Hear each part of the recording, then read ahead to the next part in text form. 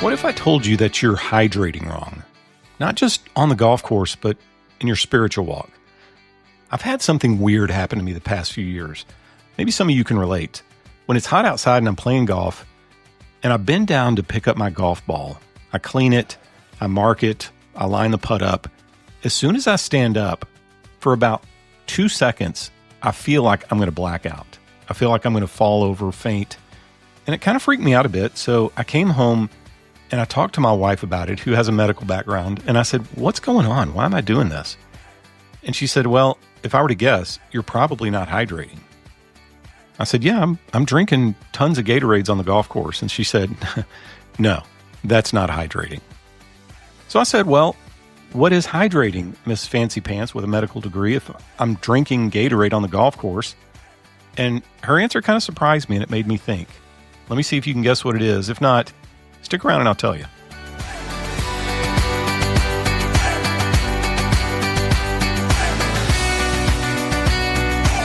Hello, thirsty friends, and welcome back to another episode of Shanktification. I live in the great state of Texas, and it gets pretty warm in the summers. And I walk when I play golf. So hydration, sunscreen, all of these things are pretty important to us that play golf in Texas. And I heard something the other day from my wife. She's a marathon runner, and it stuck with me. She said, "If you're hydrating while you're running, it's already too late." And I thought that explains a lot, because I'm the guy who grabs water once I start feeling off, once I'm already behind. But she said, serious runners, they hydrate hours, even days before the race. They don't wait until they feel thirsty, like I do, because by then performance has already dropped. I'd never really heard that before, but it made sense. But then it hit me. It's not just about running.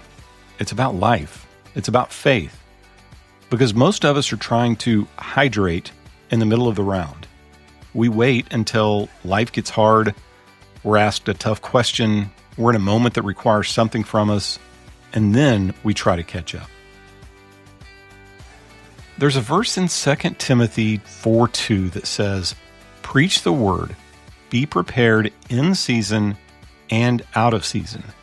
That phrase, "be prepared," doesn't mean get ready when something happens. It means already be ready, before the pressure, before the moment, before the opportunity. Because when the moment comes, you don't rise to it, you fall back on what you've already prepared. There's a famous quote from Abraham Lincoln that says, "Give me 6 hours to chop down a tree, and I'll spend the first 4 hours sharpening the axe." He understood something simple. The work you don't see determines the results everyone does. Think about how this plays out in real life. Someone asks you a question, a real question, a biblical question, and they say, "Why do you believe this? How do you know the Bible is true?" And you want to answer, you feel like you should, but you hesitate. Because you've heard it, you agree with it, but you haven't actually prepared for it. So in the moment, you scramble or you stay quiet, not because you don't care, but because you didn't hydrate beforehand.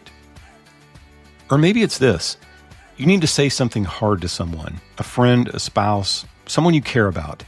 You see something in their life that isn't quite right, but when the moment comes, it doesn't land because you haven't built the relationship. You haven't invested. You haven't shown up consistently. Now, when you speak truth, it feels forced, not because the truth is wrong, but because the foundation isn't there. You're trying to make a withdrawal from a relationship you haven't deposited into. And you can flip that around. Maybe it's somebody that needs to speak truth into your life, but you've kept them at arm's length. You've kind of avoided the conversations and the awkwardness. And so now they feel like there's pressure to talk to you, and they feel like they can't speak direct truth. And that's what preparation looks like. It's not just knowledge, it's intention. It's what you do before the moment ever shows up. Time in the Word when nothing feels urgent. Prayer when nothing feels wrong. Investing in people before the conversations get hard. Because when the moment comes, you won't have to build it. You'll only reveal what's already there. So here's the question. What are you trying to hydrate too late? Your faith, your relationships, your leadership, maybe your integrity. What if the goal isn't to react better, but to prepare earlier? So now that the summer has hit in Texas, I've changed my routine up a little bit. I start drinking hours before I tee off. And what's funny is I almost have to force the water down. I have to force the Gatorade down. I'm not thirsty.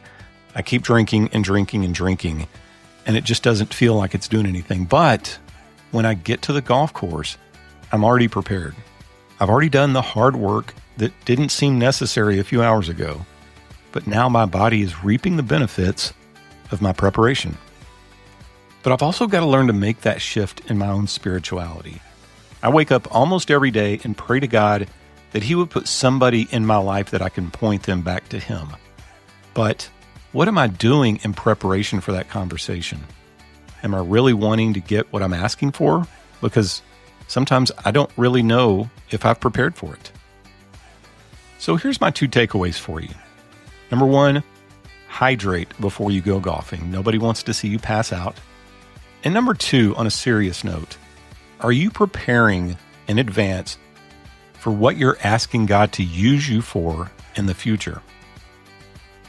Don't wait until you feel thirsty. Don't wait until the pressure hits. Hydrate now, prepare now, be ready now.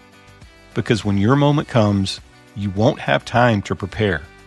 You'll only have what you've already built. My name is Mark, and thank you for listening to another episode of Shanktification.